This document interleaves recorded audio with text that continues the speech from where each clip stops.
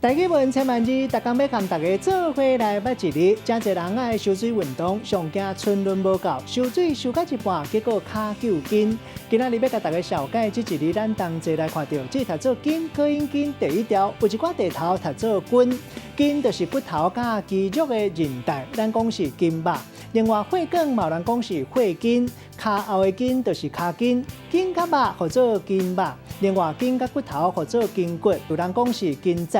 啊，那掠铃，有人讲是掠筋；煮虾仔的时，咧清虾仔的虾线，咱讲是掠线筋。啊，那头脑，有人讲是脑筋；代志歹剃头，就是伤脑筋。啊，那动脑筋都要注意，因为是大脑出血，是中风的症头。